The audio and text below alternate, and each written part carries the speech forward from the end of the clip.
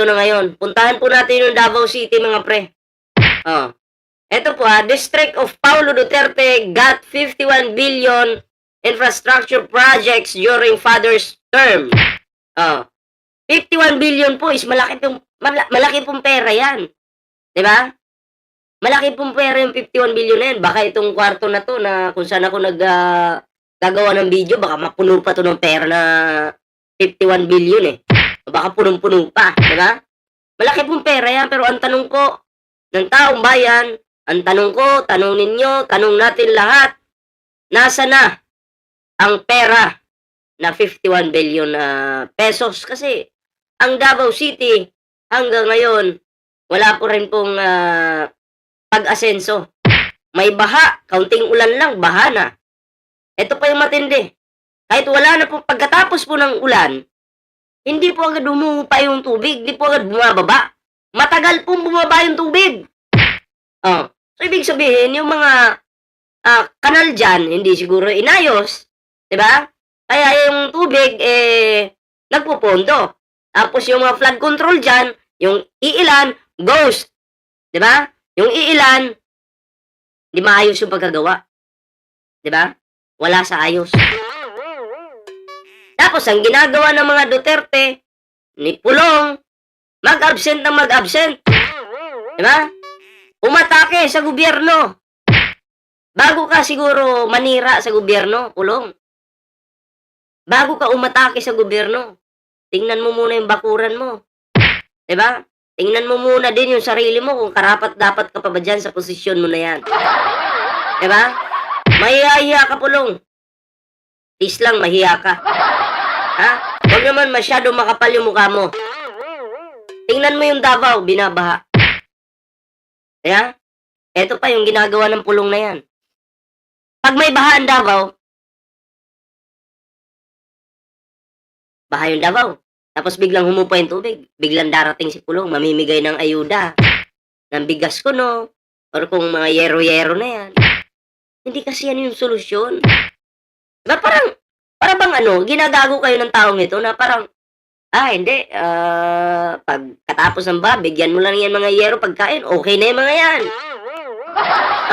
Solusyon ba yun? Hindi po. Ang solusyon ay ayusin ang Davao City. Diba? Kasi yung baha dyan ay palala ng palala. Ang pangit naman. Matapos silang bahain, bibigyan mo lang ng pandug food. Matapos silang bahain, bibigyan mo lang ng mga yero-yero na yan o kung ano-ano pa. Solusyon ba yan? Panghabang buhay na solusyon ba yan? Hindi. Ha? Kasi every time na may baha dyan sa Davao City, maraming mga kasamahan natin dyan, mga Davaoenyo, yung nanganganib yung buhay. Mabata, matanda man, walang pinipili yung baha. Pag nadali ka niyan, patay ka. Diba? So, dapat iniisip po yan ni Pulong. Which is hindi niya ginagawa, mga pre. Ginagago na lang kayo ng taong yan. May baha, paghupa ng baha, pupuntahan ko kayo, bigyan kayo ayuda, bigyan kayo mga yero-yero ko, no? Yun na yun. Hindi po yun yung solusyon. Akala ko nga ayaw nyo ng akala ko ayaw yung ayuda. Bakit namimigay ka? Nagtatanong lang naman po ako kasi balita ko ayaw nyo ng pag namimigay ng ayuda yung administrasyon, galit na galit kayo.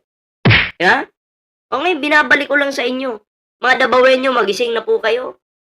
Ha? Magpalit na kayo ng mukha dyan. Yung mukha ng leader ninyo, palitan nyo na yan. Lalo na yan si Basti, wala ding ginagawa yan. Ha? Isa pa, tamad yan. Ito pa mga pre, dugtong po natin ito ito yung tropa nila, tropa ng mga Duterte to. NBI files trafficking complaint versus Mike Defensor's wife, child, at iba pa. Kasi kung naalala nyo, si Matibag, binisita ni Matibag, na-raid ni Matibag, yung bahay aliwan ni Mike Defensor ng kanyang asawa at ng kanyang anak. Kasi nakapangalan sa kanila eh. Diba? Ganyan ba talaga ang mga DDS? Ganyan ba talaga ang isang Mike Defensor? Na may mga bahay kantutan pala? Nakahiya! Mike Defensor, tapos yan yung negosyo. Gulat ako dun Nakakagulat po ito. Hindi po ito nakakatawa 'no, pero kasi dati ka sa gobyerno, eh. Tapos yun yung negosyo mo. Nakapangalan pa sa pamilya mo, anak mo, asawa mo. Tapos ang galing-galing niyong manghila pababa sa administrasyon ng Pangulong Bongbong Marcos. Eh, kayo pala itong may katiwalian, kayo pala itong may kapalpakan. 'Di ba? Hindi na kayo nahiya dahil mga walang hiya kayo. Oo, yun ang katotohanan diyan, Mike Defensor. Eh kayo, ang mga naniniwala po dito kay Mike Defensor, isa pang tanga yan. O kung sino-sino man yung mga naniniwala dyan, good luck sa utak ninyo. Di ba? Baka, galingin nyo magtanggol kay Mike. Baka mabigyan kayo ng isa man lang chicks. Marami pala siya niyan. Hindi ko alam. Ngayon ko lang din nalaman nung pumutok yung issue na to. Di ba? Nakakahiya po. Lahat po ng mga DD shits. Okay? Kongresistan DD shits. Senador na DD shits. Vlogger na DD shits. Supporter na DD shits. Naku. Ang babantot ng pagmumuka. Lahat po may mga sikretong malala na hindi po katanggap-tanggap sa batas ng Pilipinas. Okay? Lalong-lalo na sa batas ng Diyos. Kaya kayo mga pre, ano po yung inyong reaction dito sa video ito? Comment down below para naman po mabasa po natin yung inyong kanya-kanyang reaction dyan. And share this video mga pre. Ayan. So, yun. Hanggang dito lang po muna yung ating video.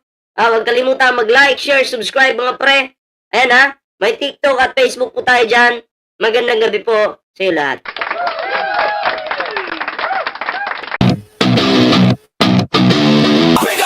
Wala kang kawala. Kayo ay maganda.